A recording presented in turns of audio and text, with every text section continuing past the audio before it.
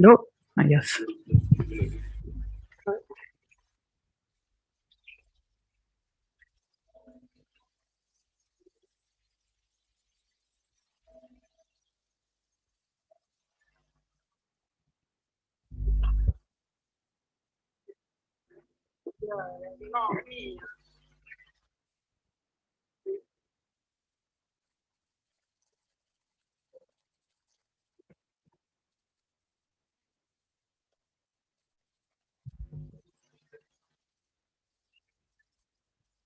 Okay.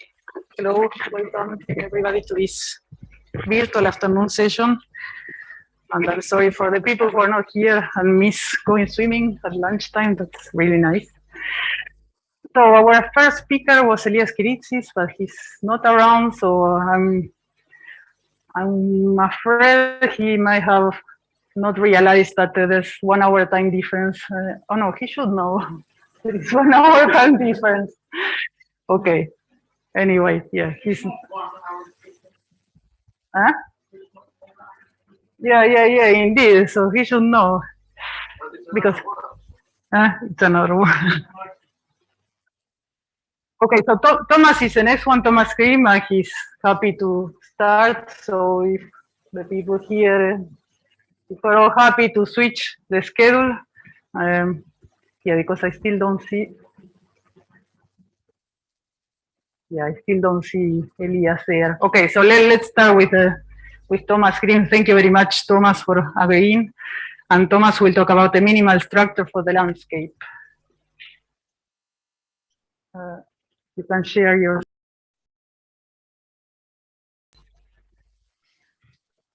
Can you hear me?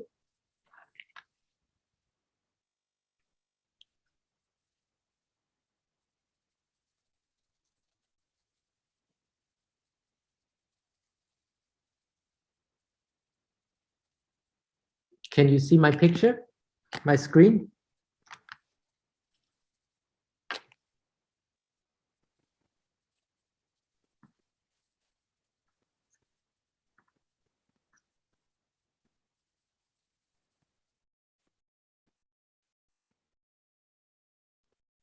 Mariana, what about this?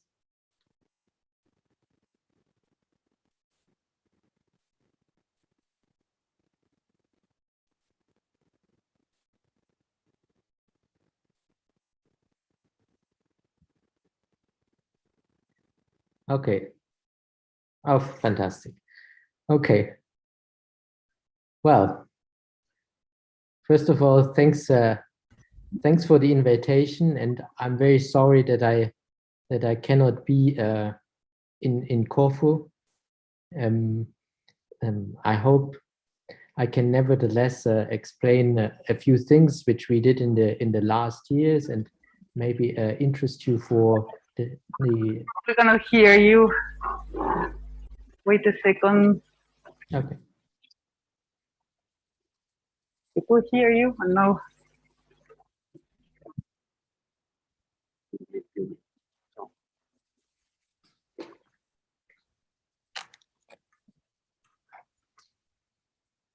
Okay. We cannot hear you, Thomas. Okay. Now yes. Okay, well, sorry, it's a bit complicated here. I don't manage the thing, so I leave the microphone on. Off. Okay. Right, Thomas? Okay. Then let me start again by thanking the organizers for inviting me to speak in this workshop, and for apologizing for not being around in person. I hope nevertheless that I can use this chance to kind of convey a few things about what we did in the last years, and what are kind of the things which we are thinking about at the moment, and some upcoming work. And the talk will be based on the following set of papers. I will try to give it in a more overview style. but it's one paper which appeared last fall. And then there's joint work with Brice Bastien and Damian van der Heijsteek from Utrecht, and also Erik Blauschin and Damian van der Heijsteek. And I will mention later on what these papers are about. And then I will also, in the later parts of the talk, will talk about some rather, as I think, exciting new perspective on the string landscape. And this is joint work with, well, it arose from some joint work with mathematicians Christian Schnell, Ben Bakker, and Jakob Zimmermann. And in fact, what I will be talking about is kind of proposing a new way of looking at the string theory landscape in general by using some nice new framework to think about geometry. Okay, but so let's get started. A few words of motivation.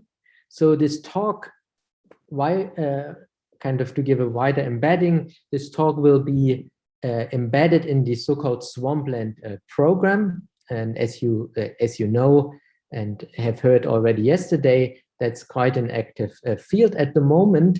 And what is the main punchline question is, well, it is to ask what are the general principles that have to be satisfied for an effective theory for it to be compatible with quantum gravity. Yeah. And of course, with quantum gravity, we here often simply mean with string theory, but the idea is much more general in spirit. And so, as you have clearly heard before, there are nice words associated to such effective theories which are compatible with quantum gravity, and we would call them to lie in the landscape. While the theories which are apparently consistent with quantum field theory ideas, like for example the Cancer anomalies, but cannot be coupled to quantum gravities, we would call them as lying in the swampland. Now, let me make this a little bit more concrete. Let's imagine that we consider an effective theory, so some quantum field theory coupled to gravity with a cutoff scale lambda, and denote the scalar field spanning a field space by M, and assume that there is a scalar potential which depends on these scalar fields. Now we can think of the scalar potential as a map, yeah, mathematically as a map from this field space to the real line. And now one question you could ask within the Swampland program is which field spaces can appear in the landscape? So which field spaces are compatible with quantum gravity? And you could ask which scalar potentials are in the landscape, so which scalar potentials can be coupled consistently to quantum gravity. And these two questions are of course not independent, because if we lower the cutoff, it might be that we reach a scale where certain scalar fields have to be integrated out, and then the scalar potentials of the new effective theory are modified, and there are fewer scalar fields, but also a more complicated potential, potentially. So how can you think about this? Let's draw a picture of this. So this would be some scalar field space M at some cutoff scale lambda. If we lower the cutoff scale, then maybe some of the moduli are fixed, so one of the directions is fixed, and one of the remaining directions, I draw it here in red, maybe we have multiple choices for picking a vacuum. So what happens actually is that this field space M splits up into multiple components.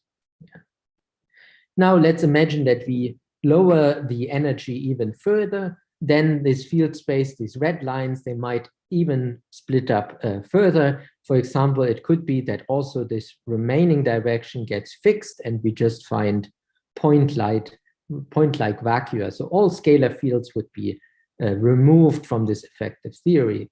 Or it could be that this line remains, so there is actually a flat direction at this lower energy scale, or even at zero energy scale. So now a minimal question which we can ask is the number of these distinct effective theories or these distinct components which you can encounter when you lower the cutoff, is this number finite? Yeah. Well, this is long part of the string phenomenology program. It actually was first intensively brought up by Douglas and collaborators starting in 2003, where kind of this whole number of string theory vacua entered our collective mind of string phenomenologists.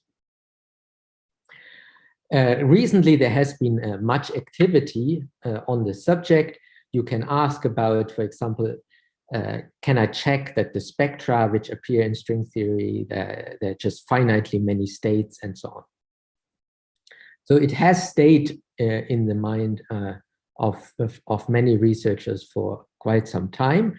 And what I want to do in this talk is I want to introduce a new finiteness proof, yeah, namely to show or to indicate a very non-trivial question about finiteness and show that it can be shown explicitly using some mathematical techniques. And then finally, I will argue that the things which we learned in proving this might become a key principle in understanding the landscape in general. Sorry, okay. And the key point is that we will not need supersymmetry or holomorphicity and so on to introduce this structure. So this is the outline of my talk. I will first discuss a little bit asymptotic flux compactifications. Essentially, the upshot is that the scalar field spaces and the scalar potential in type 2 flux compactifications are remarkably constrained. Then in the second part, I will indicate that these constraints are just enough to prove some non-trivial finiteness statement about self-dual fluxes. And finally, I will propose that the underlying structure, which we also use in the proof, could be the key, leading to a key principle to understand the landscape. And in fact, these structures are called O-minimal structures, and I will discuss a little bit how you can think about these O-minimal structures. Okay, let's get started. The first part is about asymptotic flux compactifications and some insights we developed over the last years. So let me quickly recap what I'm talking about here. So now we are talking about type 2B string theory on some Calabi-Yau manifold, some warped Calabi-Yau manifold, and I will allow for some background fluxes which are quantized. So they are over the integers, and they satisfy some Tedbull condition, namely that f wedge h is bounded or is fixed to be some constant k.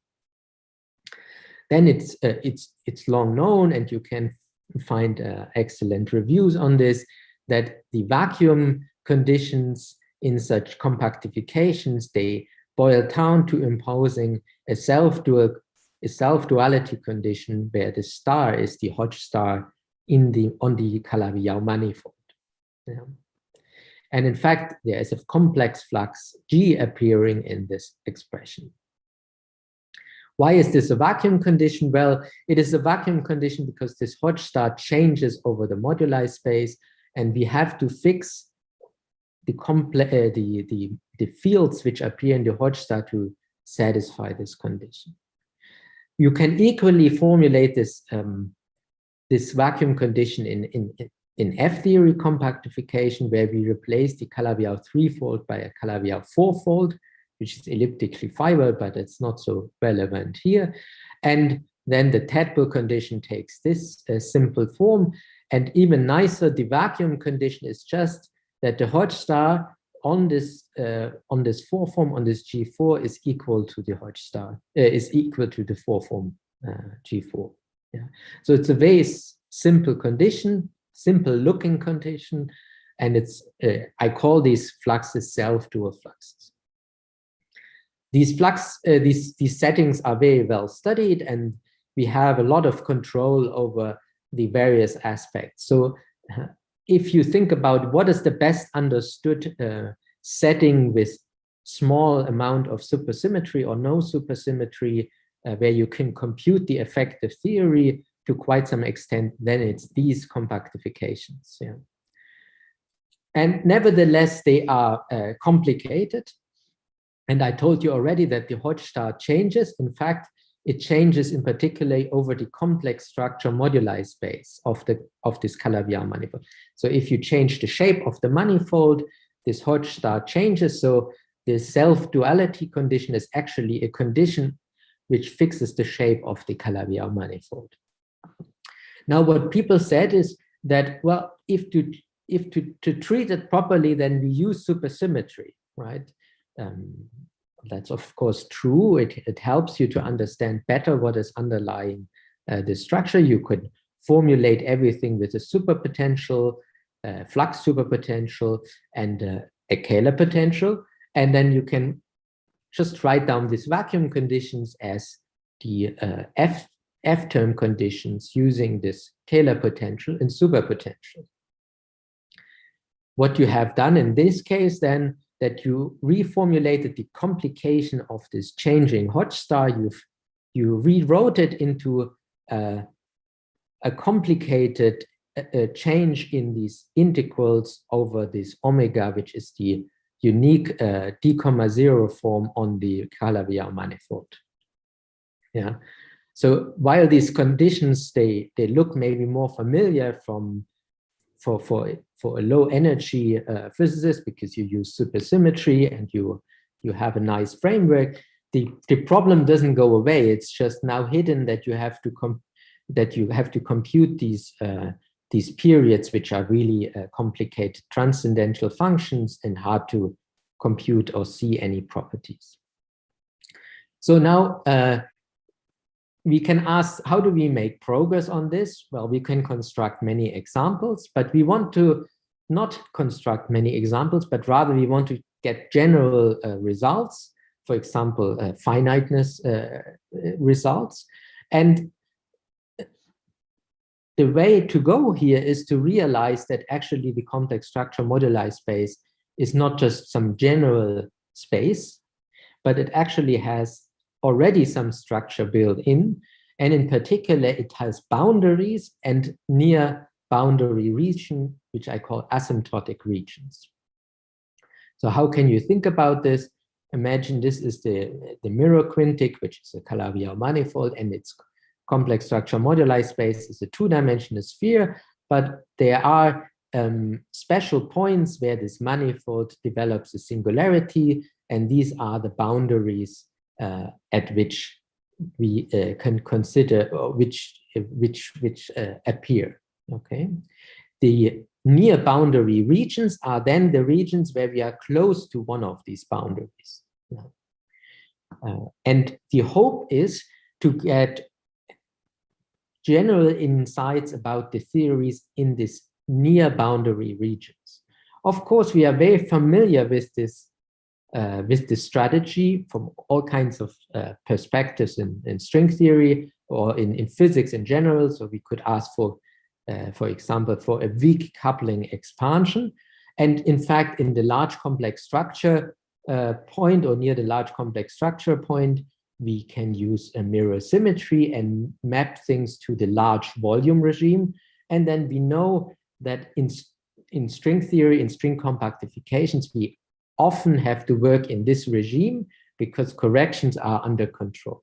So working in an asymptotic regime is nothing exotic, but it's something which we do all the time. And our hope is to get general conclusions about these asymptotic regimes. And this is successful in what I'm going to tell you now, namely in the complex structure moduli space. You will see that it is successful, but it's also very complicated. Namely, as soon as you have many moduli, so not just kind of for the quintic, which has just one complex structure modulus, but in higher dimensional moduli spaces, the boundaries could form a really complicated network of interconnected sets. And the aim then would be to understand what happens to these periods or to this Hodge star near every of these special loci. Okay, so we want to have a systematic understanding of the asymptotic moduli span without scanning through examples, identify flux vector in asymptotic regions, kind of develop a strategy to do moduli stabilization in these asymptotic regions, or test conjectures of the swampland program. Of course, that this setting is very interesting, is known to many people in the field, and therefore there's a lot of literature. I refer you to these excellent reviews here, and I also mention some work which is rather closely related in the following. The way how we approach this is we made contact with some rather well-developed mathematical field, which is called asymptotic Hodge theory or just Hodge theory. But just to highlight this asymptotic feature, let's call it asymptotic Hodge theory. And we did this in many works. And I think it's fair to say that only recently it became clear to us how powerful this actually is. Now, let me highlight some of the applications. It's more a bullet point list rather than a detailed explanation, but I hope you get a little bit the idea of what is happening here. The first thing is that you can classify all the boundaries. So no matter how many moduli you have, you can classify what happens when you go to really into one of these asymptotic regions, what happens if you reach the boundary. And the exciting thing is that this is related to SL2C representation theory. So in every of these asymptotic regions or near every of these boundaries, there is an SL2 group emerging, and you can classify the allowed representations of this group and how could they possibly fit together. Yeah. So this has been done by mathematicians, and we kind of carried this over into physics and presented a number of applications. For example, also how one could use this to classify Calabi-Yau manifolds themselves. The second bullet point I wanted to mention is that also the Hodge star, so the thing which appeared in the self-duality condition, can be explicitly expressed in terms of these SL2 data. Namely, if you introduce SL2 spins, so where n here, I should mention, is the dimension of this kind of asymptotic region. So how many of the moduli I send into this asymptotic region. The more moduli I send into the asymptotic region, the higher power of SL2s I find. And for all of these, I can then evaluate the Hodge star, and it takes on some leading polynomial behavior. So this is quite remarkable because it kind of allows you to translate this complicated problem with transcendental periods into some polynomial problem. In fact, one can do more. You could come up with the idea that you actually think of the moduli space as sort of a hologram of the boundary theory. And in fact, in the near boundary region, you can reconstruct the Hodge star step by step from starting with the boundary data. So, and in some upcoming work, we will actually show that this is closely related to constructing a Wessel-Witten model on the moduli space itself.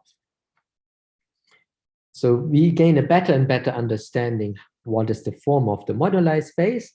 And well, why is this also exciting? Well, because as I mentioned, these periods are really nasty functions. Yeah, so they might have some polynomial pieces to start off with, but in general, they will have exponential corrections, right?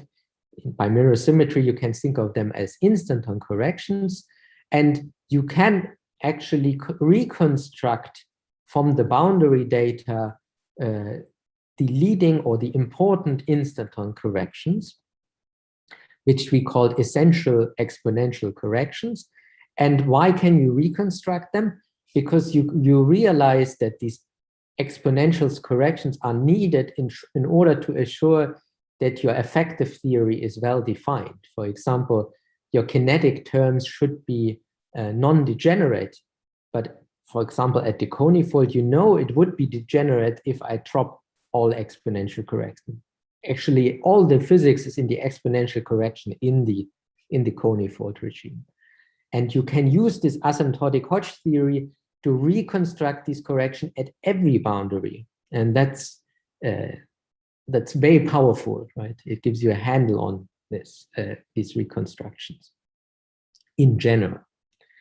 And moreover, we now use this to suggest actually that's the way how we should think about moduli stabilization, or how we should approach moduli stabilization in the asymptotic regimes, namely to first start with these very deep inside the asymptotic region, and then stepwise include corrections. And asymptotic Hodge theory gives you a formalism how to do that consistently, and it's highly non-trivial. So it's not, you cannot just remove exponential correction and think everything goes fine, because things can become degenerate. But we tell you now that you can do that, including this exponential correction, and you can apply it to various scenarios.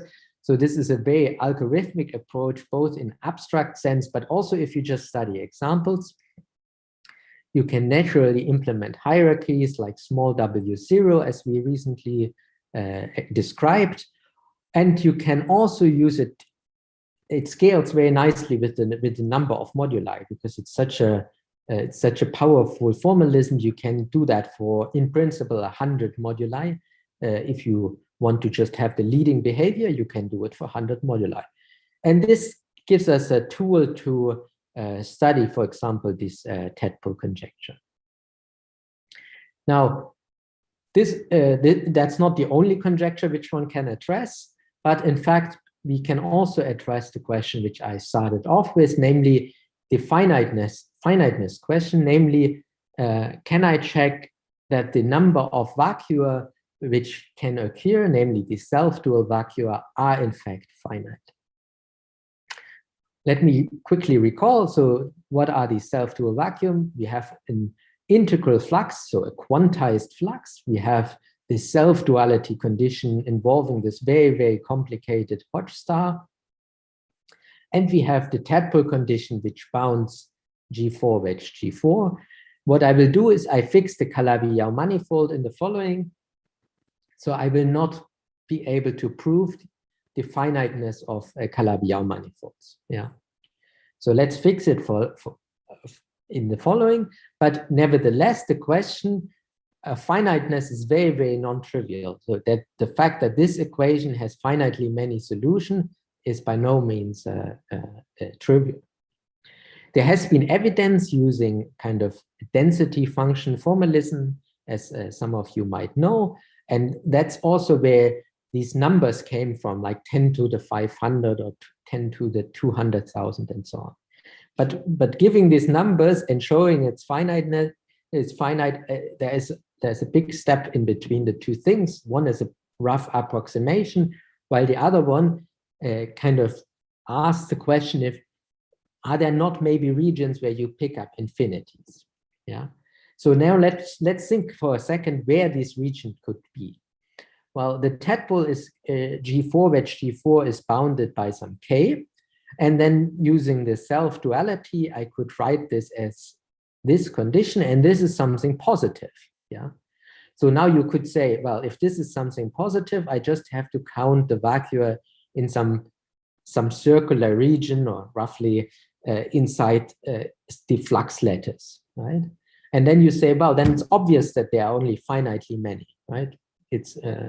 But there is a tricky part here, namely, we are not considering this question for a fixed Hodge star, but the Hodge star can vary over the moduli space. And if we go to the boundaries of the moduli space, so exactly what I discussed in the first part, this circle can become bigger and bigger, and it can actually become, and it will become infinitely big. Yeah. So you could think, oh, well, that means that I collect more and more fluxes in this circle.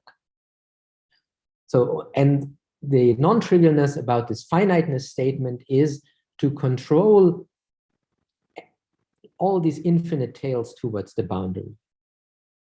So what would be the first idea is that the first idea is to consider every possible path to every possible boundary and show that there are only finitely many solutions. For a one modulus case, this is actually possible, but for multiple moduli, this is tremendously hard to implement. And therefore, one has to come up with some new way of doing this. And the new way of doing this is to use some recent mathematical breakthrough, namely some connection with Hodge theory and tame topology. So what does this recent breakthrough say? Well, it actually interprets or it assigns a certain property to the period function. So remember, I introduced this pi. You can think of this as the periods pi, which I introduced before. Very roughly, the statement is that that one can only introduce finitely many patches, and the period map, so this kind of scalar potential and superpotential, which I introduced before, is actually a very special map. Namely, it only maps finitely many things to finitely many things. Yeah. And then you can try to apply it to this Hodge theory, to this self to a flux vacuum by asking what are the minima of the scalar potential, which as you see here can be written as G star G4 minus G4 is of this. The square is the scalar potential. And if it is 0, we get these self-dual fluxes. So what about this function? And you can ask, are there only finitely many zeros? And what we do in this upcoming work is to show that it actually just has finitely many vacua, finitely many zeros, and the non-trivial part of the story is, of course, that there is an infinite flux lattice to it, and you have to show that this function actually restricts only to a finite subset of this flux lattice. And in fact, sorry? Have a couple of minutes. Is that okay? Yes, yeah. But how many minutes do I have? Yeah, I don't know, 2, 3. Okay, that's not much. Okay, so what we then show is that there are only finitely many subsets. So for example, you could have a lattice point and fix it to a point, or you could introduce some lattice point and fix it to a line. Okay, and that in fact, this kind of observation brings me to the last part of the talk, for which I have unfortunately now very little time left over, but I hope you get a rough idea. Namely, one can introduce a whole mathematical framework to understand maps which have such finiteness properties. Yeah. And it comes from some old dream of Grothendieck of introducing a tame topology, and it goes by the name of O-minimal structures. So we want to study the zeros of such a scalar potential, and we want that there are only finitely many. So the scalar potential itself has to be really some special function. And recall, scalar potential is not holomorphic or anything like this, so we cannot use this.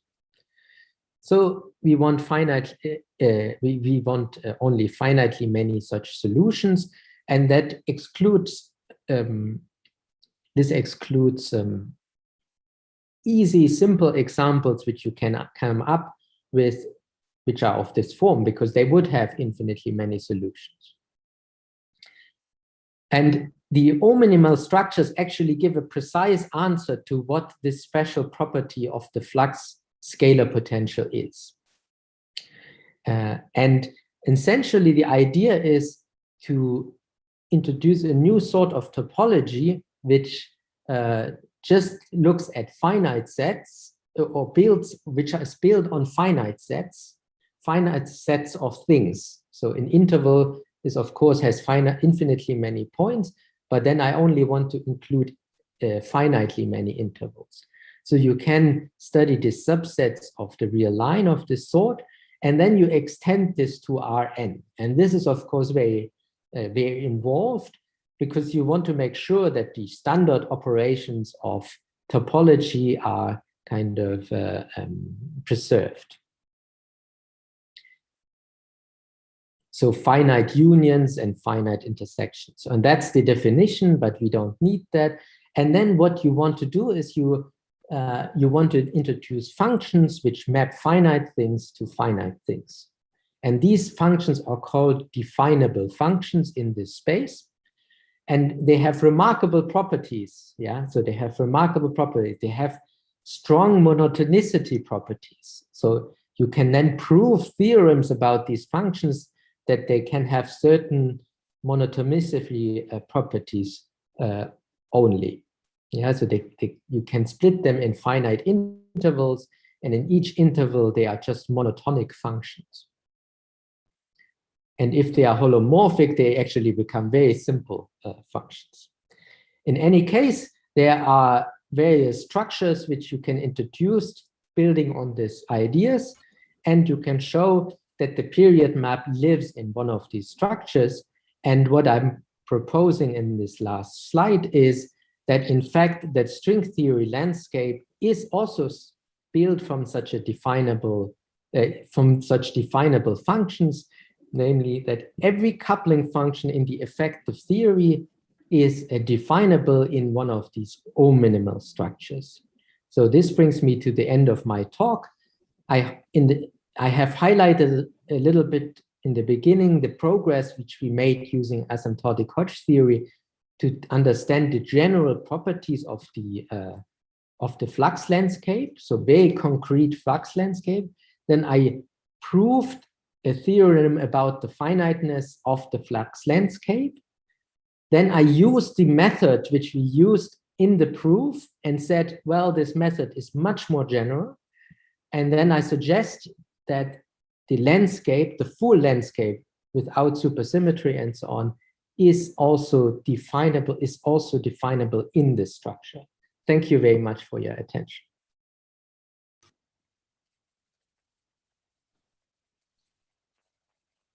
Are there any questions, or how does it work now? It's not, no, it's not. Thank you, Thomas, for that nice talk, and thank you for going first.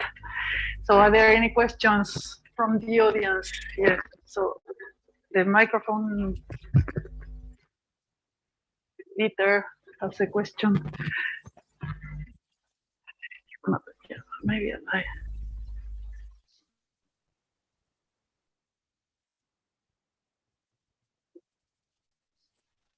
Hi, Thomas, can you hear me? Yes, yes. Yes, Dieter. Okay, thank you very much. I have a question.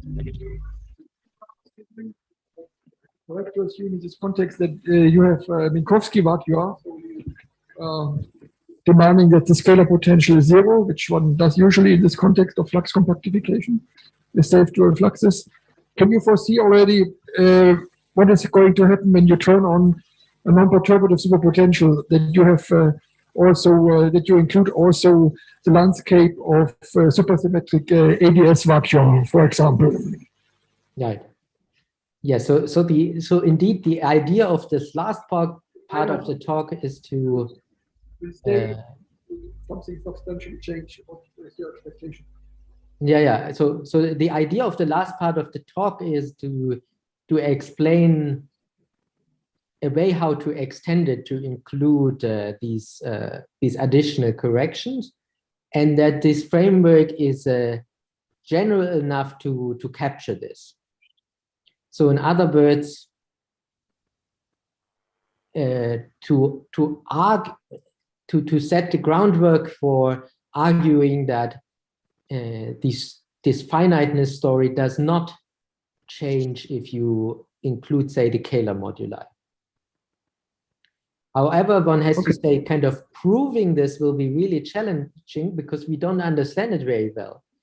Right? Why? I mean, that's the point of my talk. In the first part, I explained that we had to work hard to understand a lot of things about the complex structure moduli space to prove finiteness there. And we understand even less about the instanton correction with the Kähler moduli space. But let's give it another 3 to 5 years, maybe then it's possible. Good. Maybe I was asking too much this moment. Yeah. There's another question by Luca. If I may, I may be the host.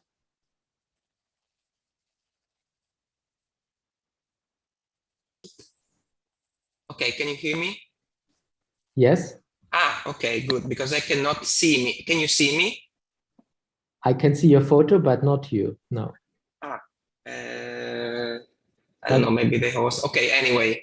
No, my question was related to Dieter's question. So indeed, I was going to ask if you try to apply explicitly this more general framework to some other sectors of the modular space that you can obtain in string theory, different from the complex structure in type 2B.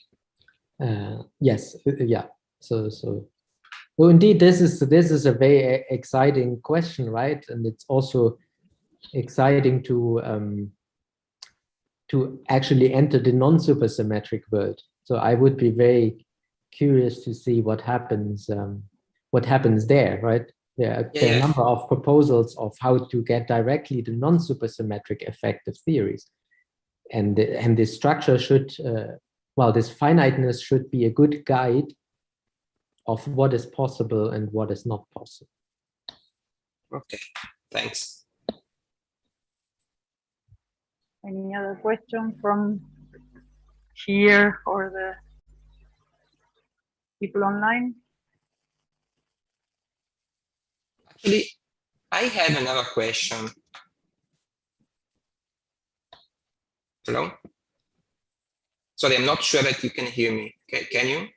I can hear you. I'm also okay. No, sorry, because I can. I mean, this Zoom setting doesn't allow me to see me and to see what I'm doing. So another question is related to the instanton corrections that you said that you can reconstruct from this boundary data the instanton corrections. Correct. So is it always so? Are you claiming that starting from this purely boundary data, you can reconstruct in principle the full set of instanton corrections? In general, I mean also in minimally supersymmetric models or... No, I'm not claiming that I can reconstruct the full set of data. I'm claiming that, or I'm stating that that I can reconstruct the essential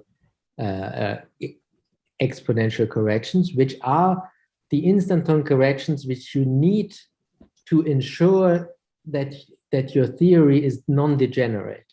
So I think you can already imagine what is happening if you think about simple examples. So for example, we know that in some cases, like in the conifold, that the polynomial correction is just a constant, right?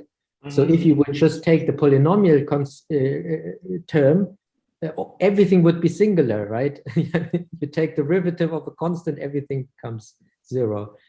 But so there you know that you have to include instanton correction. And in fact, for each boundary, you can explicitly detect how many instanton corrections do you have to include in order that things are non-degenerate. And that's what we can do.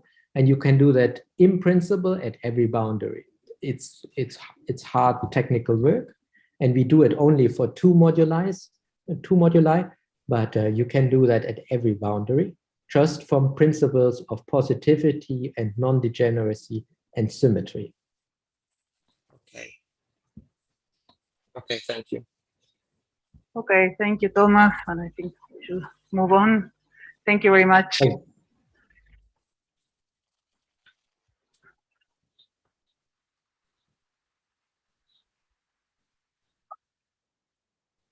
And now we have Elias Kiritsis, who's going to talk about emergent gravity from hidden sectors and TT-bar deformations. Thank you, Mariana. I apologize to all for making a mistake. In fact, I thought I was speaking tomorrow. I'm sorry. Let me share my screen. Let me see how to do it. Here it is. Here it is. Can you see my screen? Yes. Okay.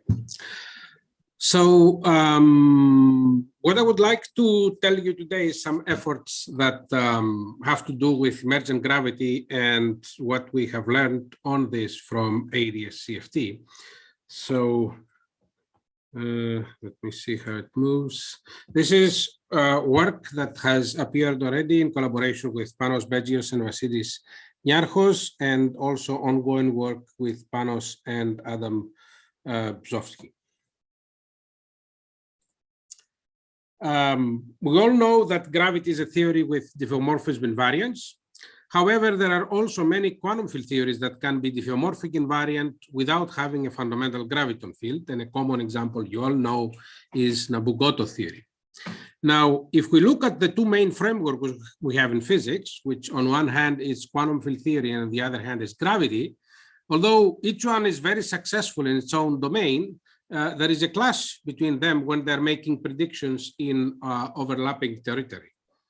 And the first such context, of course, is the cosmological constant problem, where QFT predicts a generically large vacuum energy, while the one we see through gravity is tiny. And the other is the black hole information paradox, which is a theoretical problem. Now, most experts believe that in both of them, the weak link is gravity, and this is why there are so many efforts in modifying gravity in different ways. And all of these efforts have shown that this task is very difficult and one needs fine-tuning in one way or the other.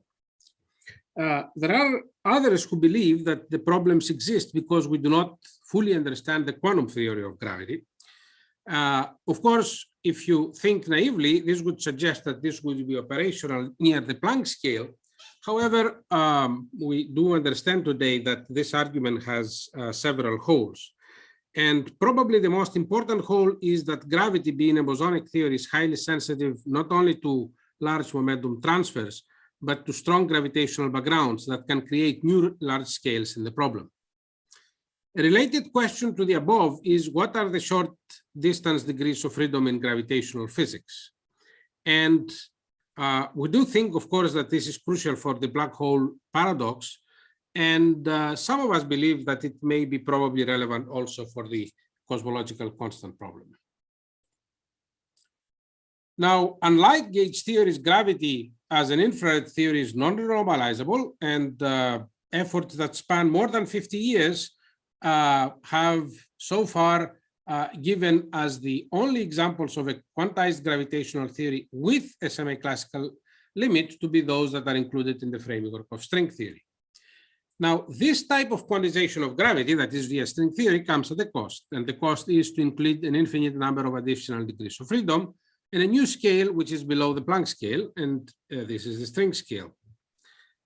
Many people believe that string theory provides a UV complete theory of quantum gravity. However, this is false. Perturbative string theory provides a consistent cutoff theory of quantum gravity, and this cutoff is the Planck scale. String theory, perturbative string theory cannot answer questions involving transfers of energy at or beyond the Planck scale. In the past, there have been many attempts to capitalize on a winning strategy in dealing with non-normalizable interactions, and this is to resolve them. And this has worked several times, and there are very many examples, but the most famous one are the weak and the strong interactions. And the strong interaction example is something that seems to be at least instructive for dealing with gravity. For example, in this context, we have a low energy theory of the strong interactions, which is an infrared free but non-normalizable theory of pions, with F pi being the analog of the Planck scale. And this reminds us quite well the problems of quantizing gravity. Now, in the theory of pions, it was eventually understood that one can quantize the low energy degrees of freedom, which are the pions, in the Kähler-Lagrangian, but this description has a well-defined cutoff. In QCD, it's about a GeV, and you need a large number of counter terms in order to make use of practical use of that theory.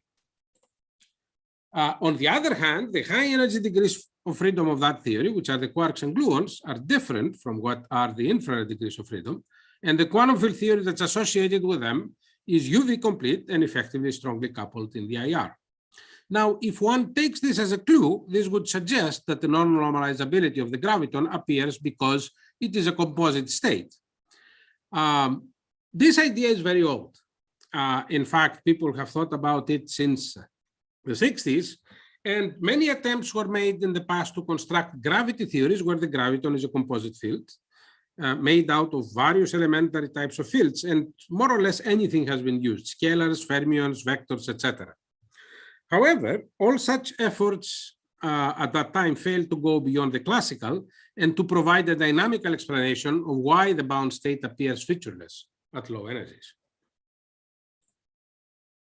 In fact, it was at that time that the theorem was proven by Weinberg and Witten, which assumes Lorentz invariance and a conserved Lorentz covariant energy momentum tensor, and then proceeds to prove that no massless particle with spin S bigger than 1 can couple to the stress tensor, and no massless particles with spin bigger than 1/2 can couple to a global conserved current. Now, you may think that this is very restrictive, but this does not rule out theories that, for example, contain a fundamental Basel graviton, as Witten-Weinberg theorem in this case has a loophole. If you add a graviton to your theory, the stress tensor is not conserved anymore in the presence of a metric. It is only covariantly conserved. And moreover, in that case also, in order to project on elicity two states, you have to do it in a non-covariant fashion in a general metric. There are also other ways of avoiding the theorem, because the theorem would seem to also exclude Yang-Mills theory. For example, if you have massless vectors, the statement would say that no massless non-abelian vectors can couple to a conserved Lorentz covariant global current. However, in that case also there is a subtlety. In fact, in non-abelian gauge theories, the conserved current is not Lorentz covariant, but Lorentz covariant only up to a gauge transformations. And that's why Yang-Mills theory, of course, is not excluded. Finally, there is another caveat.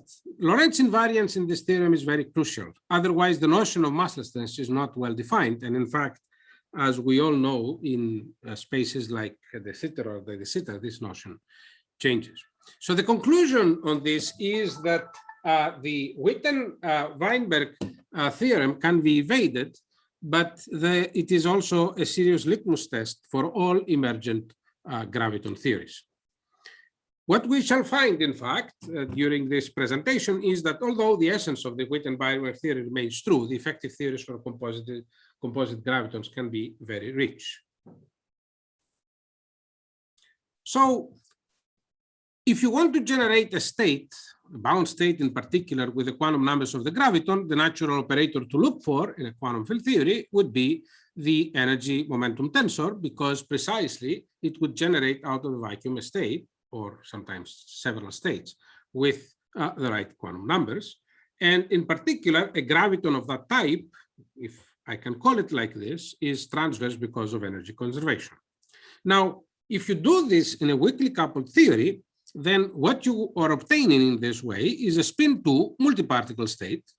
And therefore, if you want to call this a particle, obviously it will have non-local interaction with anything else.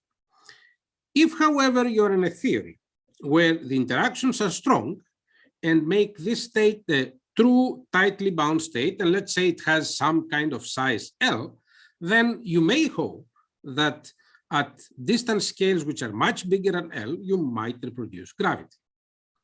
And in particular, if you take the limit of infinitely strong interactions, you would expect that you might get a good point-like interaction theory for this bound state gravity. Of course, as I mentioned before, Witten and Weinberg theorem constrains such bound states, but I will come later to such constraints. Now, it is important, on the other hand, to remember that once you have strong interactions in the spin-2 channel in particular, then generically there may be a tower of states associated to the stress tensor when it acts on the vacuum, which one would have to consider. And in particular, if you have such a theory which is not conformal, such a spectrum will be discrete, and it will be associated in general to the generically complex poles of the two-point function of the stress tensor. Generically speaking, again, most such states are expected to be unstable.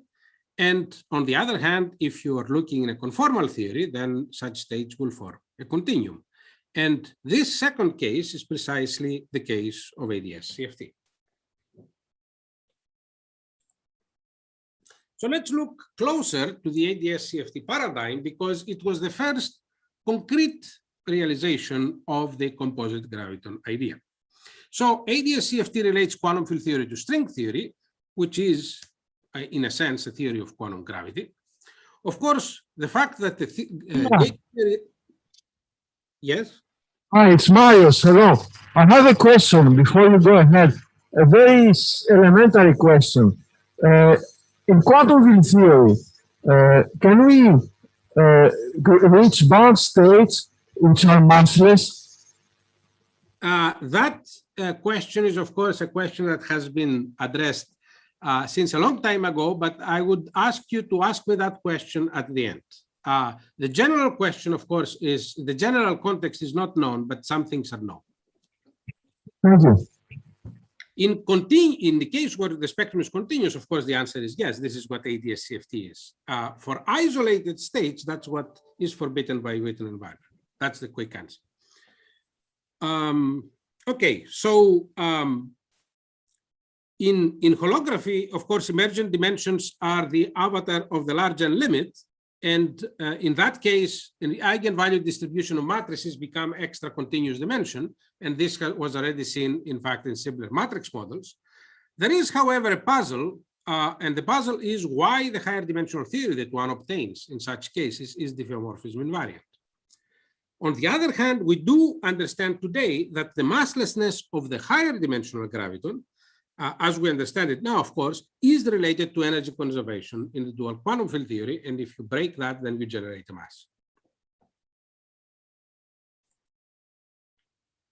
So this holographic duality essentially implements what I described in a very descriptive but vague version before. That is, the graviton, and in that case, of course, many other bulk fields, are composites of the generalized gluons.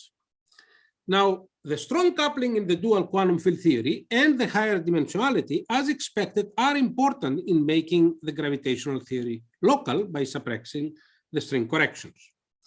And another important ingredient in this context is the large N limit. This is what makes the bulk fields, which are the composites, interact weakly, despite the fact that the fundamental constituents, you can call it the generalized quarks, interact strongly.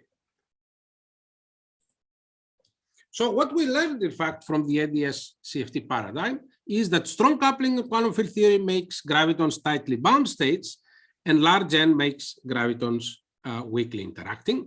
And both of the above give eventually an effective semi-classical theory of what you could call, from that point of view, composite quantum gravity.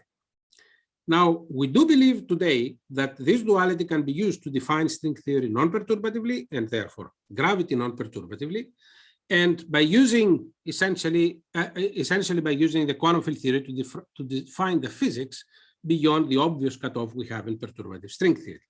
Of course, how to do that in detail is, of course, an actively research question, and there is a lot more to be done in that direction. So let me now see how can one effectively describe such a type of graviton, which is generated by the stress tensor. And the idea, of course, is that one should construct the theory that describes the dynamics of such a composite graviton in any quantum field theory. And as a warm-up, and to see how in principle one can proceed, I will consider a translational invariant quantum field theory at a fixed background metric. You can take it, it's G bold, you can take it to be whatever you like. It might be, for example, Minkowski, but it doesn't matter. I will add an extra scalar source just to show that there are other stuff that may be in that theory. And of course, as one knows, if I put a general background metric, fixed background metric in a quantum field theory, I break translation invariance. And in that case, of course, once I change my derivatives to covariant derivatives, I can restore it. And if I define, for example, the stress tensor in the standard way, then the stress tensor expectation value is conserved in the absence of other translation non-invariant sources. Now, what I would like to do to provide the description of this composite effective graviton is to start, first of all, from the Zwinger functional. I take my quantum field theory. Phi is generically the fields of the theory, the quantum fields. I couple it to some background metric G mu nu, maybe other sources J, and I use the standard path integral to define the Zwinger effective action, which will depend on the sources, in this particular example, the background metric, and some other source J. So in this case, of course, in order to get a finite answer, as you know, one would have to renormalize this theory. Before renormalizing this path integral, in fact, although the original quantum field theory in a fixed background metric, of course, may have only the symmetries of the metric, the Zwinger functional, as we know very well, has local invariance with respect to local reparametrizations of the background metric G. However, since I have to regulate and renormalize, I should do it in a way that preserves this diffeomorphism invariance. And of course, for those of you who have ever thought about this issue, this is a very tricky business, but I don't want to get into it. For the moment, one can think of dimensional regularization in mind, and therefore I will assume I have regulated and renormalized the Zwinger functional, preserving the diffeomorphism invariance I had there in the classical theory.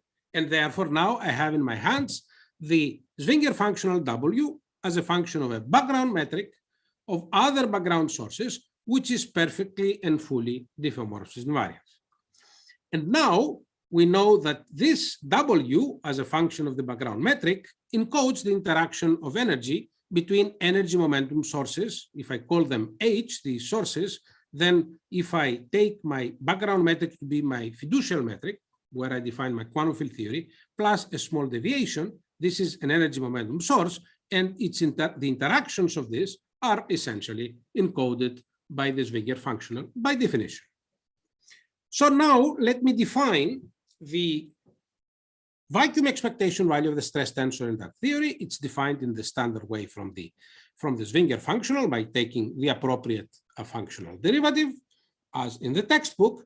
And I will use now this to define the standard effective action we learned in our quantum field theory course. This is the effective action in this case for the stress tensor, and it's defined by the standard Legendre transform with minor modifications. This is W, this is the Legendre part, but I subtract the fixed background metric that I had in my initial quantum field theory. For example, this could be the Minkowski metric. Now, once I define the Legendre transform like this, then this has the properties everybody learned at school. So this is, first of all, the generating functional of the 1pi energy momentum tensor correlators. It is extremal. That is, if you vary it with respect to h, and you set your original source to be the metric of your original theory, this is extremal. And if you evaluate in a solution of these equations of motion, if you want to call them like this, then you obtain the original Schwinger functional in the original fiducial metric. That's standard. 5 minutes. Okay. Sorry? You have 5 minutes. I thought I had 30 minutes, no? I started at 55 and it's past 13, isn't it? Yeah, but then to give a little bit of time for questions. Okay. I see. Okay, fine. This is the standard description. And in this context, the diagonal metric that describes the bound state, if it is a bound state, of the would-be graviton is precisely this field H, is the classical what is known as the classical field or the expectation value of the stress tensor. This construction is diffeomorphism invariant.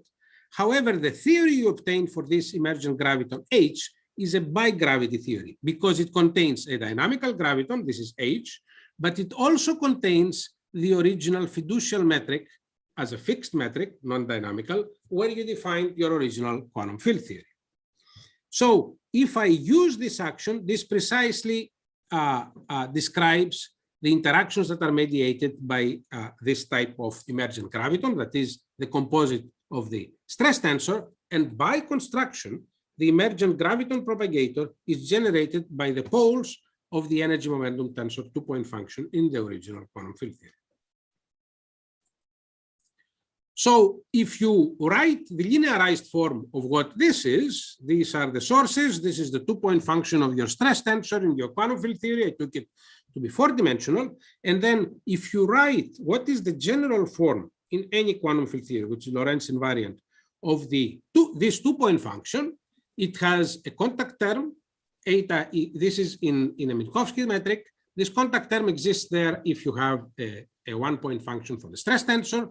And then it has two pieces, a transverse piece and a longitudinal piece. This is spin 2, this is spin 0, which are controlled by two spectral densities. One spectral density, the spin 0 spectral density, is controlling the analog of the VEV, of the trace of the stress tensor.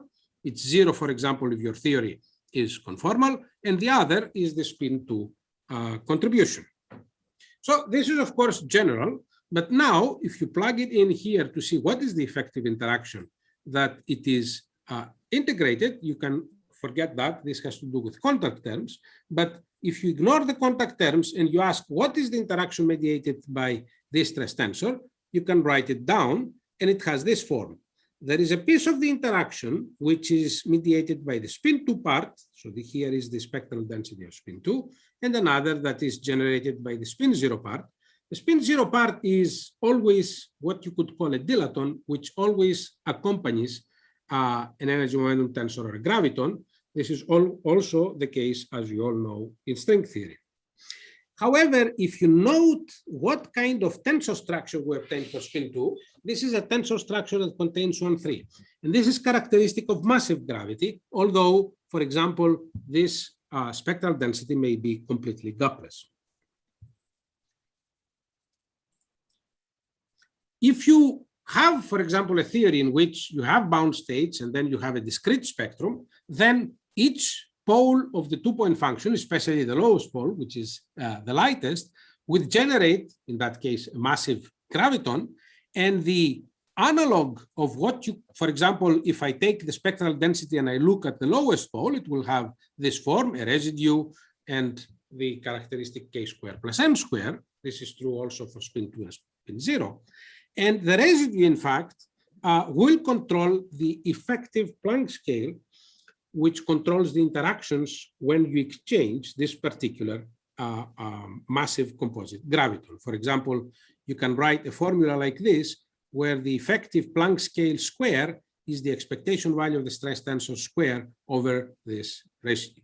And as I said, this class of composite graviton theories, which of course is generic, are essentially bi-gravity theories. They always remember the metric on which the original quantum field theory was defined.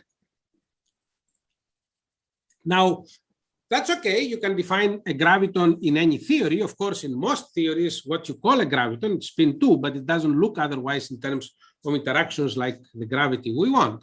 But if we want to understand if the gravity we observe in the real world could be of that type, obviously such a graviton must come from some hidden theory. It cannot arise from the standard model because the standard model does not have gravitons of the type we're looking for. So you need to have some hidden sector.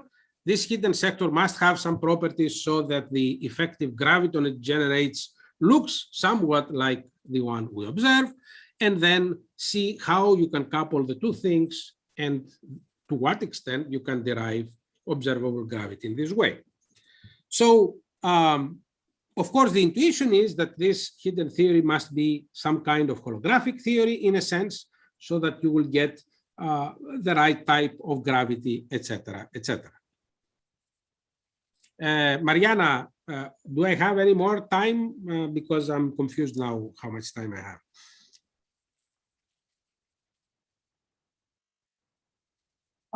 A couple more minutes. Okay, thank you.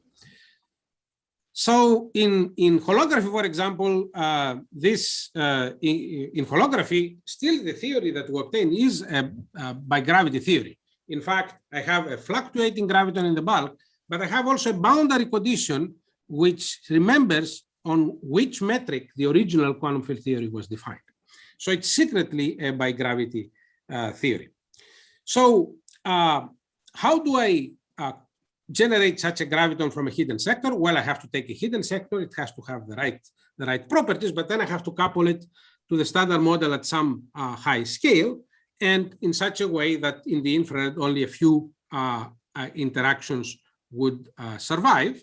And typically, what you want, as I said, for the hidden theory is to have a large and strongly coupled holographic QFT. Then couple this large N theory to the standard model in a UV complete fashion. And this way you can do it by putting bifundamentals between the two. And then these will have to be massive. And then below their masses, you can integrate them out and therefore generate, in that case, direct couplings between, let's say, the standard model and this hidden CFT. So if you do that, you can write one of the simplest couplings, which is important, of course, to understand how gravity appears in this case, which is a product of the stress tensor. This is the stress tensor of the standard model. This is that of the hidden theory. You may have also the traces, but let's forget it for the moment. Lambda is a coupling. It's 1 over m to the 4th. M, you could think of it as the mass of the messengers. And now, if you look at this interaction, you can integrate out the hidden theory and see what kind of new interaction will generate in the standard model. Already from this form, you can understand that if the hidden stress tensor has a VEV, and I call this VEV H, then automatically this interaction would appear like the stress tensor of the standard model couples to some external metric. And of course, this can be looked in more detail. I expand now the action to quadratic order in my perturbations. To leading term, I get the expectation value of the stress tensor in the hidden theory. It's a constant here, times the trace of the standard model stress tensor. To next order, I will get the 2-point function of the hidden stress tensor multiplying two standard model stress tensors, etc., etc. And in general, of course, I will resum this now in an effective interaction, which I will now linearize. So this is the interaction. So you see already that at quadratic level, there is a non-trivial new interaction between standard model stress tensor mediated by the 2-point function of the hidden stress tensor. So this is, you can call it a new gravitational interaction for the stress tensor. And you can resolve it by using the usual Gaussian trick, you can introduce a new variable h mu, and you can rewrite this interaction as h p is the inverse of the two-point function h, and then a linearized coupling to the standard model. And this looks a little bit like dynamical gravity now coupled to the standard model in the usual way, at least to quadratic order. But then there are, of course, many questions about what this inverse is and what kind of physics that is here. And obviously, I don't have time to discuss this because my time is up. So let me move to conclusions. So what, in fact, I did not have all the details explicit to tell you is that in general, you can generate something that looks like gravity. Of course, there are details that have to be figured out. What is the mass gap? Can you ignore the dilaton, which is always there, etc., etc.? Obviously, many of these questions are open. There are other fields in principle that can appear, but generically, most of them will acquire large masses. In fact, what you expect generically apart from the graviton is there is a universal action and global conserved currents, which are like graviphotons that may appear in the low energy theory. And this is more or less what you also have in string theory. We don't know how to write a fully nonlinear action for this emergent graviton beyond the usual ADS-CFT story. But there is a very interesting property about these generic gravitons, is that if the dual quantum field theory is on a flat Minkowski metric, you can prove that after including all quantum corrections to your gravitational theory, the flat metric is always a solution. This is remarkable. This does not, of course, alone can solve the cosmological problem, but it is a very, very important step towards the cosmological constant problem. There appear various dark energies in this context, in this construction. I didn't have time because obviously once you have a hidden theory, there are things that can appear from that hidden theory in the visible theory.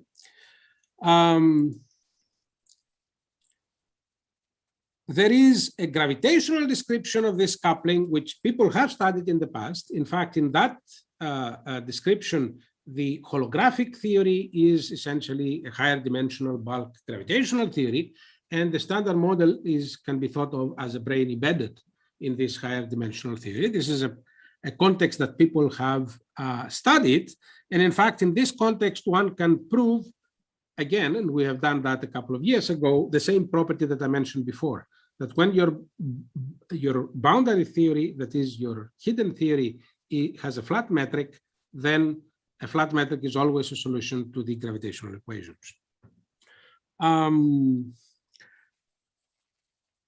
There is more one can say, but I don't have time, so I will end up here, and I thank you for your patience.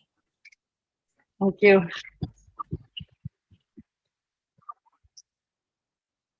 We have time for a couple of short questions. We're really out of time. Mario said, yeah, you were supposed to, yes.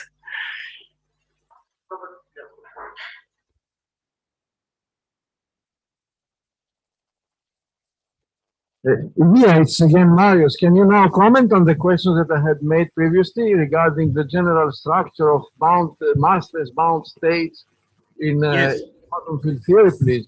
Yes. What we know, well, this question you can pose it, of course, more general than what I'm looking here. Of course, here what I'm interested is, or one could be interested if you can have a spin to massless bound state. As I said, if you want a separate pole, which is not embedded in the continuum, this is forbidden by the Witten-Weinberg theorem. A pole which is part of the continuum, of course, is allowed, and ADS-CFT is a good example. That's why ADS-CFT is avoiding the Witten-Weinberg theorem. If you want to pose this question, of course, for other spins, like, for example, scalars, in that case, interestingly, although this question has been asked in the past, in the 80s, and in fact, there it was asked for several reasons, and it had to do with the structure of the non-perturbative ground state of chiral gauge theories, and it was called the persistent of mass condition. Interestingly, the general answer is not known. It is not known if you can get a massless scalar without massless constituents, except, of course, the well-known cases which have to do with symmetry breaking, massless pions, chiral symmetry, etc. I don't think the general question is known. The general, answer. The general context is known. The general answer is known. I'm sorry. Okay, there's a question from Niels in the audience. He can unmute himself, right? The virtual audience.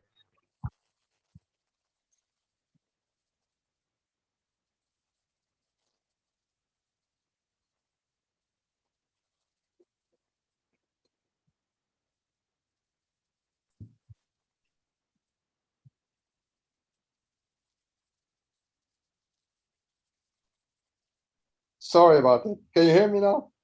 Yes. Oh, hi, Elias. Thanks for nice talk. No, my question was, since you have a type of bimetric theory, do you also have two copies of diffeomorphism invariance? No. It's like in usual bigravity theories. There is only one diffeomorphism invariance, and it acts on both metrics. Okay. Thanks. You're welcome. Okay. There's some present question. Okay, if not, let's thank Elias again. Thank you. And our next speaker is Andreas Atenodoru, who's going to talk about confining strings, axions, and Glueballs in the planar limit. Andreas, you can share your... Can you hear me? Yeah, we can hear you. Okay. Let me see. So it says host disable participant screen sharing. Can you enable the sharing? Yeah, you should be able to share.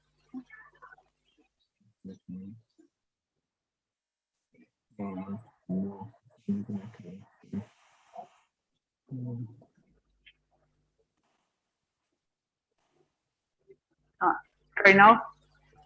Let me see. Yeah, now I can share, yeah. Oh, can you see the screen? Is it okay? Yes. Okay, let me just put it in the slideshow. Okay, so hi everyone. First of all, thanks for the invitation.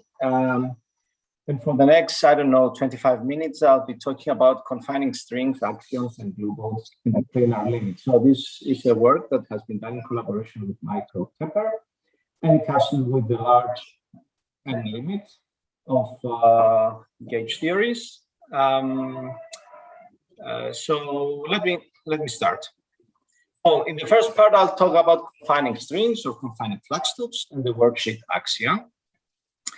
So let me just go ahead and say a few, basic things. So we know that in QCD quarks are confined in bound states by forming flux tubes of chromomagnetic and chromoelectric flux. Now, long flux tubes behave pretty much like strings. However, these strings at some point break, so we encounter the so-called string breaking, and of course we need fermions for such a phenomenon to occur. So let's say in lattice QCD, one has to include fermions, dynamical fermions in the action, let's say, in order to observe the string breaking. So as long as we don't include dynamical fermions, we can just forget about the string breaking and focus on the physics of the flux tube. It can take a flux tube as long as it takes.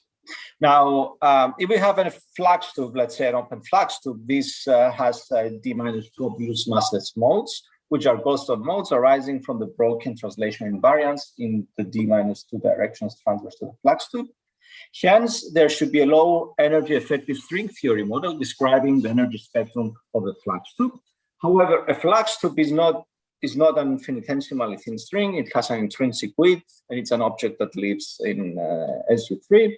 So hence, in addition to string modes, there could be some other kind of excitations, some kind of massive excitations.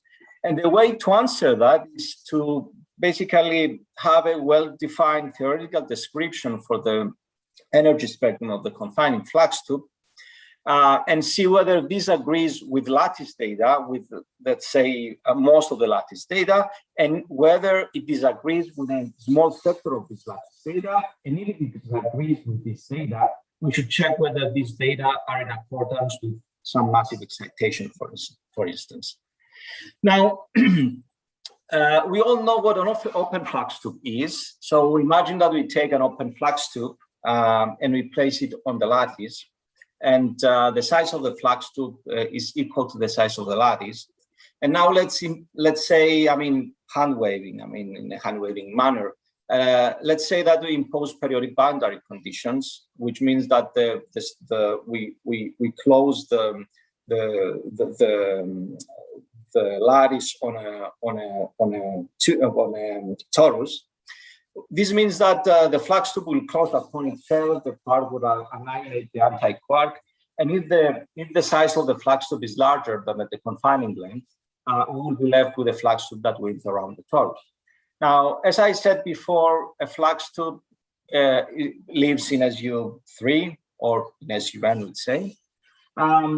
So there could be also pure gauge phenomena present in the spectrum, such as Glueballs flux tube mixings and flux tube anti-flux tube mixings. Now, these phenomena obviously cannot be captured by an effective string theory model, and therefore we need to get rid of such phenomena. And the way to do it is to move to the larger limit where these kind of phenomena are suppressed. Hence, we investigate the closed flux tube spectrum in the large N limit. So far, there are these two publications, and there is an upcoming publication on this work. Now, let's say one of the most known theoretical expectations for the spectrum of the flux, for the spectrum of the flux tube, is the so-called Goddard-Boston-Rebbe and Thorne string that I will calling Untitled.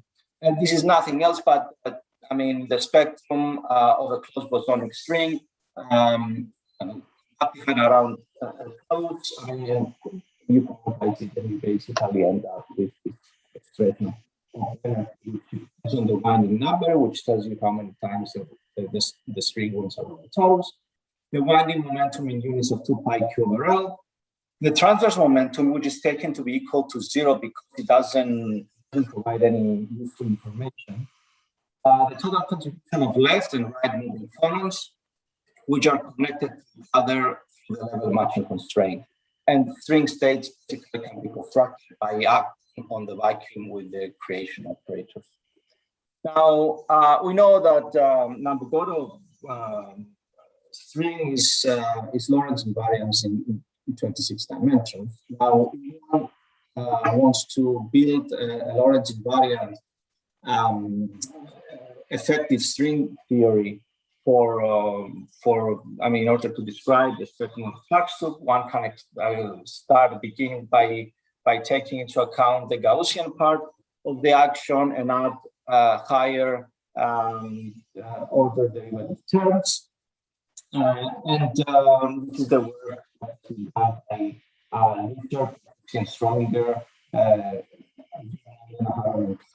basically what this spectrum gives is this expansion in unit of 1. This holds for long strings. And this is nothing else but what one would get by expanding the square root of Untitled in unit of 1 over root sigma. Okay.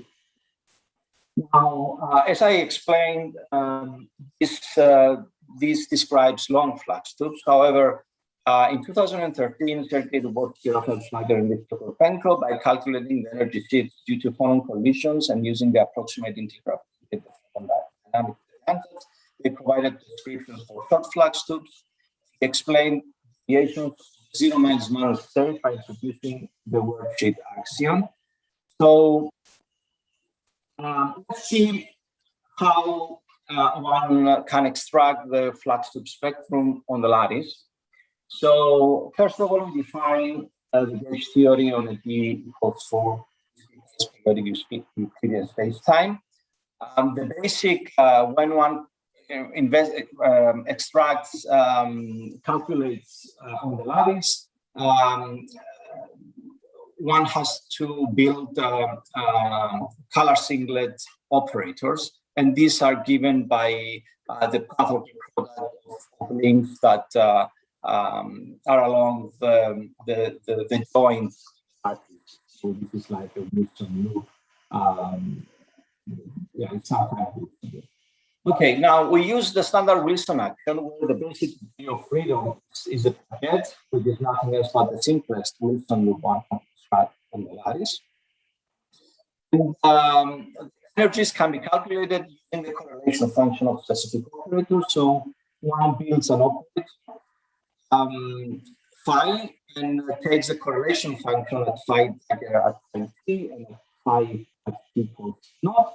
One can refer to a complete set of states here and can show that this gives this sum, and when t goes to infinity, time goes to infinity, the term with the lowest energy or the lowest mass dominates this sum. And this is a way to extract, let's say, the mass or the energy of the closed flux tube. And you can imagine that our operators, in order to extract the spectrum of the flux tube, are in spatial polygon loops that win around this torus. So we take the expectation value, the correlation value of these polygon loops, and as I explained, if you take the correlation later, the term with the lowest energy will dominate the sum, and this gives access to the lowest energy. You can take the so-called effective energy, and this basically leads to which tells us basically what the mass of the flux tube is. However, this provides only the ground state. In order to extract the excitation spectrum, one has to use something more sophisticated. It's called variational technique or generalized eigenvalue problem. The idea is that one has to construct a large basis of operators, the right column numbers. So these operators are basically same Wilson loops, but at some point we add transverse deformations on these Wilson loops in order to give the right column numbers, in order to increase the basis of operators. So you can imagine that we use something like 100 to 100 operators in order to extract the excitation spectrum. And basically then we extract the correlation matrix now. Okay, now, I won't go into more detail. I'll just, this is a way to basic idea. One has to extract like a huge correlation matrix in order to extract the excitation spectrum. So this is also called the generalized eigenvalue problem. So our lattice strategy that we followed is that we fixed our lattice spacing at 0.09 Fermi. This is using the value of the string tension, and we investigate the flux tube spectrum at SU3, SU5, and SU6. And so in order to see whether there are Bargen effects or corrections, and then we move to 2/3 of the lattice spacing in order to check whether there are significant lattice artifacts in the theory, in the spectrum, where such lattice artifacts are visible. So let me go and show you, explain a bit about the symmetries in 3+1 that one has that describe the flux tube. So basically the symmetries that describe the flux tube is the momentum. In order to extract, build an operator that projection to a given angular momentum, basically you have to take the functions of pi/2 around the principal axis of the flux tube. Have reflections in the orthogonal plane. So reflections over this plane here, or the plane to be defined direction. We also have reflections of the midpoint on the principal axis, which is basically is the reflection of the flux plane that that cuts the propagation of the flux tube. So total, we have 20 reducible representations because we also, I mean, zero longitudinal momentum. I mean, this the R parity is a two Quantum number. However, if you impose a non-zero longitudinal momentum, R parity stops Quantum number, so we have just 5 reducible representations. And this is the E1, E2, B1, and B2 representations, which describe rotations over a string. So just to say that there is a one-to-one correspondence between the quantum numbers of K, P, and PR with the string states. So I'm not going into explain this. I mean, this is a way to think how the flux subspectrum corresponds to the string spectrum. We go to some results, and I'll start from the case of 2+1 dimensions. So what I present here is that for SU6, the value of string tension in units of the lattice spacing for positive parity and zero longitudinal momentum. So what I actually do is that we extract the ground state of the positive parity flux tube. These are the red points you see here. Feed these points with Nambu-Goto, a formula.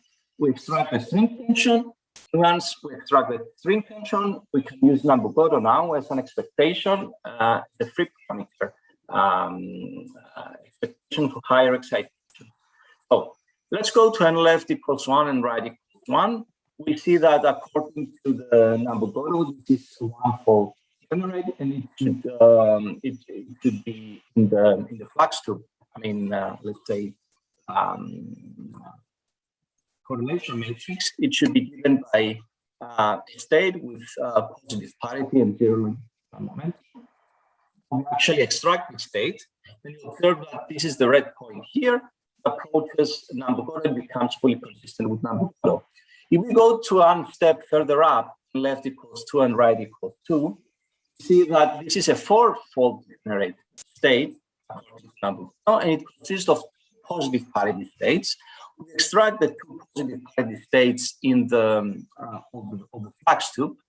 We observe that these two states, I mean, we have some small deviations for short flux tube lengths. They become consistent and degenerate with Nambu-Goto.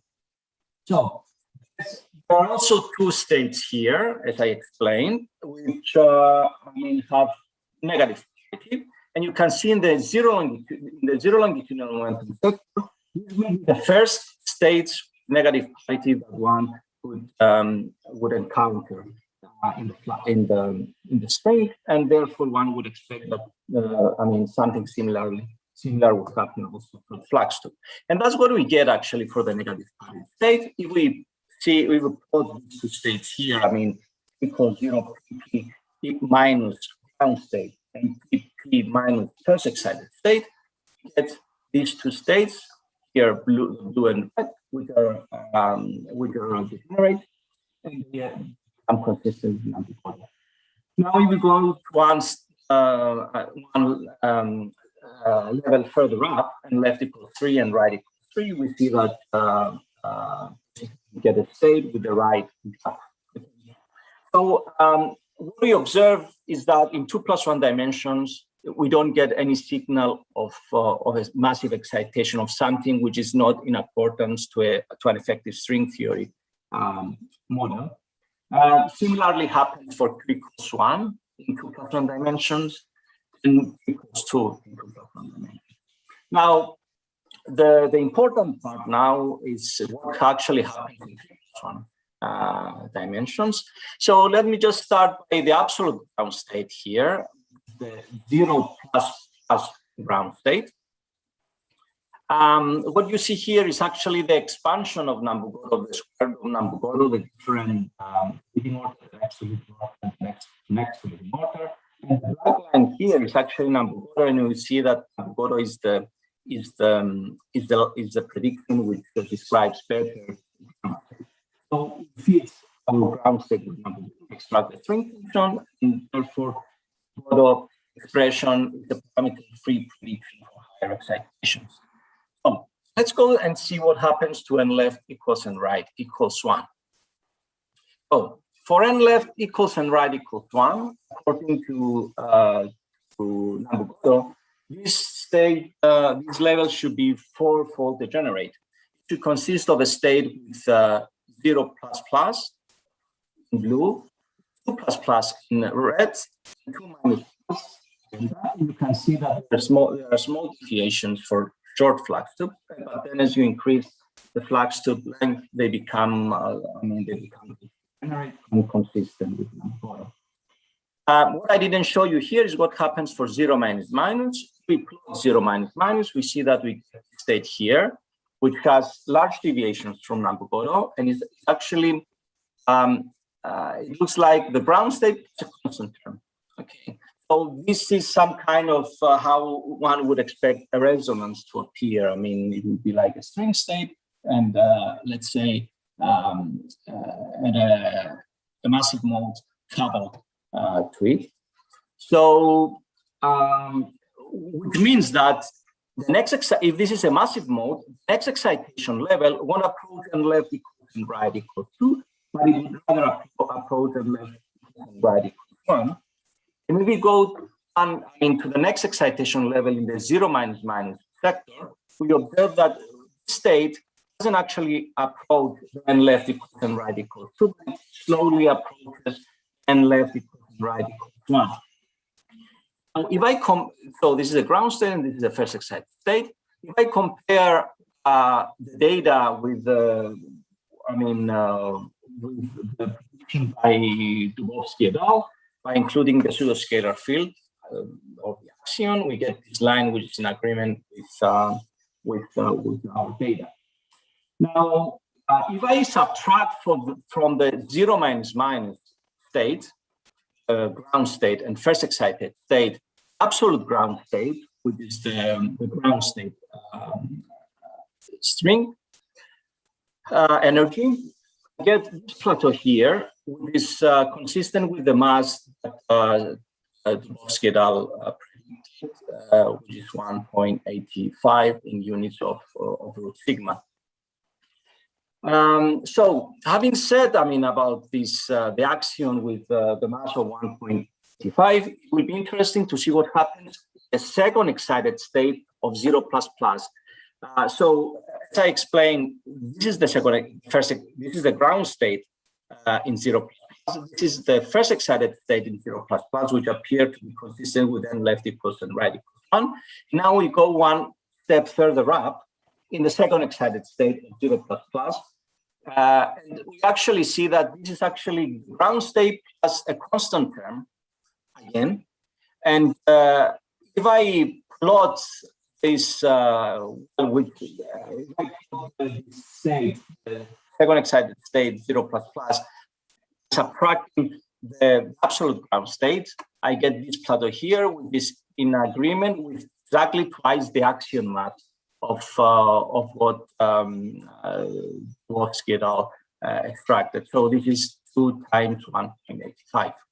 So it looks like this is a state of two axions. Is a bound state of 2 axions with a very low binding energy. Similarly, these kind of states appear in the Q equals 1 sector. So basically, you can see this ground state here, which is according to number, it should be consistent with n left equals 2 and right equals 1. Instead, it has these large deviations. And what I did, a very naive, let's say, comparison with the mass of the axion is to plot this ground state of 0 minus. And compare it with what I would get if I add on the absolute ground state relativistically the mass of the axion which has a given momentum which you can see that this is in agreement with the data we extracted for 0 minus. Similarly, the same happens. I mean, similar happens for Q equals 2 sector. I mean, I did the same, let's say, exercise. However, here, I mean, the Q equals 2 sector 0 minus state is extremely heavy. So, I mean, systematics are, quite significant. So one cannot make an important conclusion just by taking into account this. It looks like there is also a massive excitation in the Q equals 2 sector. So, very recently, I also extracted the spectrum of the K equals 2 string, the K equals 2 flux tube. So, how many minutes? 5 minutes. Okay, great. So this is the K equals 2 flux tube. So what I extracted here is the spectrum of the K equals 2 antisymmetric representation for SU5. And I extracted the ground state 0 and minus representation, and I subtracted the absolute ground state. This is the K equals 1. This is the mass of the axiom. You can see that there is this agreement with the in K equals 1. This is similarly what I showed you before. What is really, striking here is that if I do the same for K equals 2, I actually observe that the mass, axion mass in the K equals 2 spectrum is the same, or it agrees with the axion mass that I found for the K equals 1 string. So it looks like there's some kind of universality. So our observation for the closed flux tube is that the flux tube looks pretty much like a bosonic string, even for short flux tubes. And this is striking for 2+1 dimensions. And it holds for 3+1 dimensions, albeit with some striking differences. Basically, it looks like there is a massive axion particle on the worksheet of the flux tube in 3+1. And it looks like there is a massive state with mass of 2 axions with quantum numbers of 0++. And the axion appears also in the spectrum of the K equals 2 string with the same mass. So it looks like there's some kind of universality. Very shortly, I will just say a few things about Glueballs. I mean, this is very recent work I finished with my. And these are it is based on these 2 publications, and these are, let's say, the most precise and up-to-date extraction of the Glueball spectrum in U3 theory, as well as in the large and limit. So I'll just brief you about what we actually did.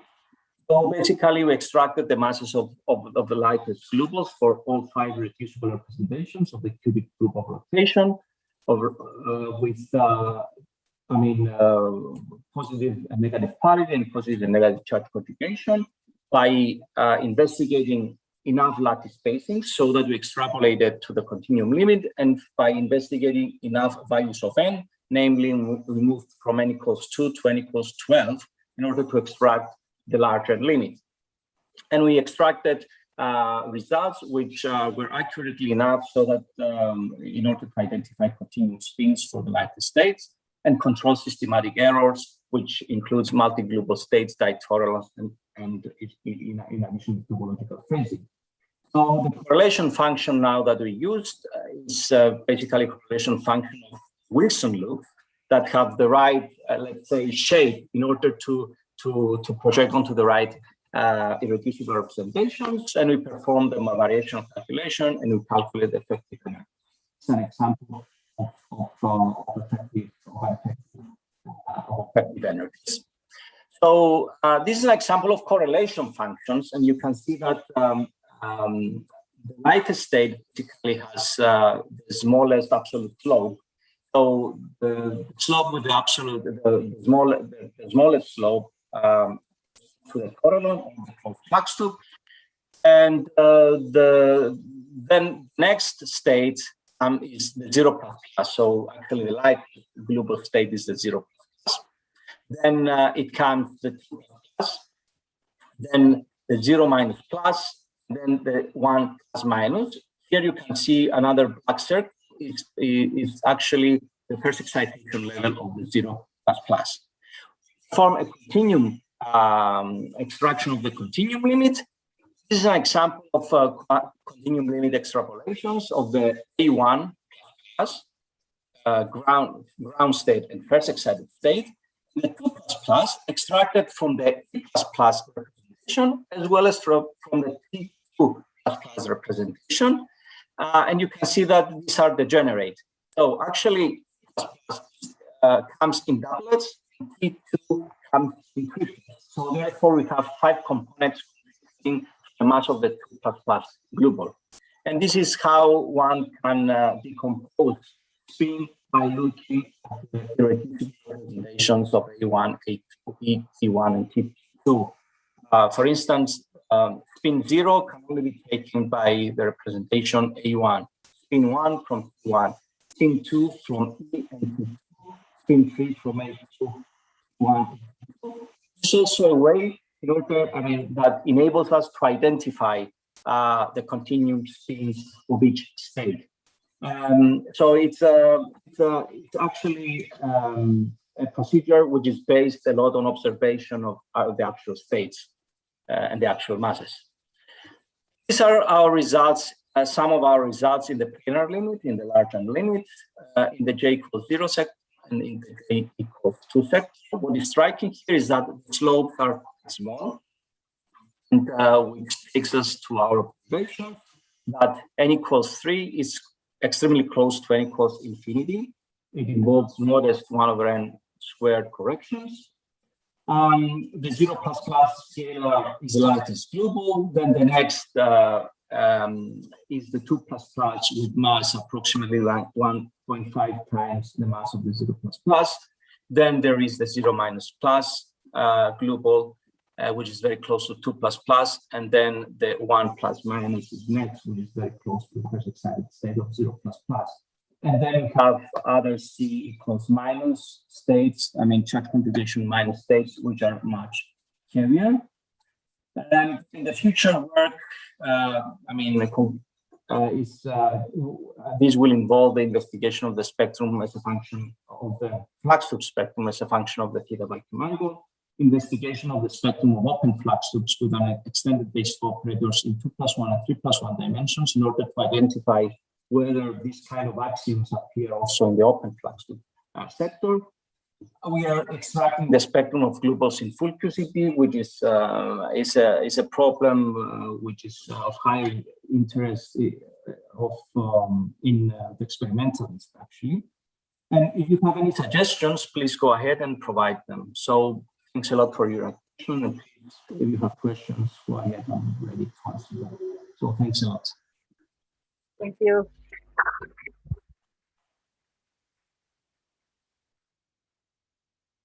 Elias has a question. Elias. Hello.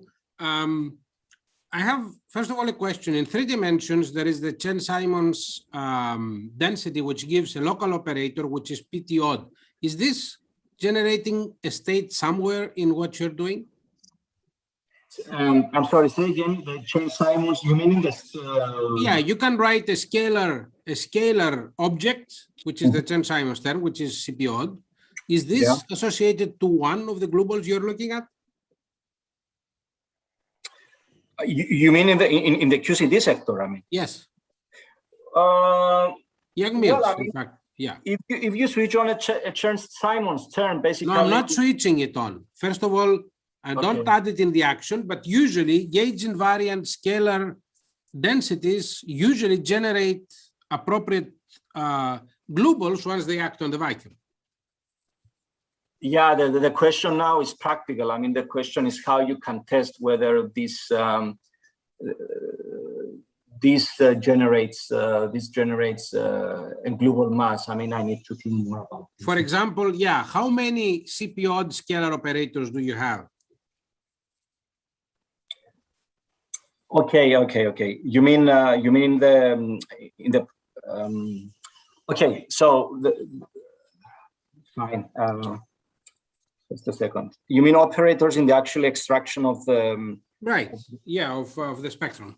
Of the spectrum, I mean, the operators, I mean, are quite, it's a larger basis, like 100 operators. It's quite a lot. Mm-hmm. I mean, in terms of the lattice calculation, I'm not sure if you're actually asking this question. I mean, because we built this kind of different Wilson loops. Okay. I understand. I'm looking, of course, I'm looking from the point of view of the continuum, in which case this is a very special operator. I wonder if you can identify it in what you're doing. No, I think it's a very good question, but I need to think more. I mean, it's a practical issue that you need to maximize to see what kind of operators maximize the overlap onto some of the states you extract, but it requires some thinking. So I see. Okay. Yeah, if I find, I mean, I'll think about it and I'll. Okay. Thank you. Thanks.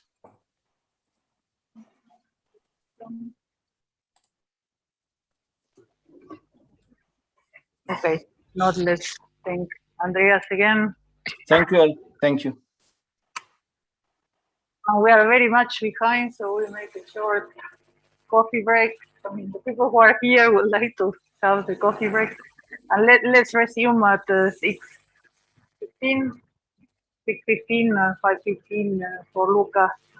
Okay. Well, At 5:15. Okay. 5:15, Just a few minutes before, just to test if I can. You can test now if you want. Okay, let me test. I'm disabled Okay. to share the screen.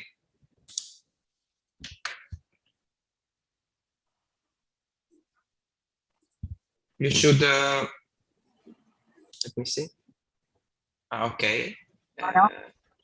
Let me try. Can you see it? Okay, and if I play, it works. Okay. Right.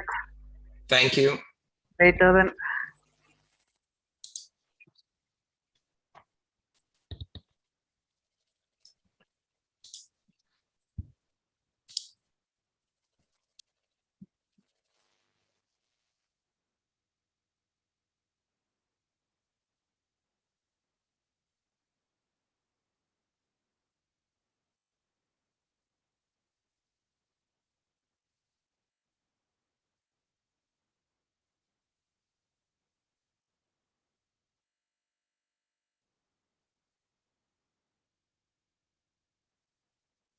Nicolo, if you want to try your screen sharing. Yes. Just a second.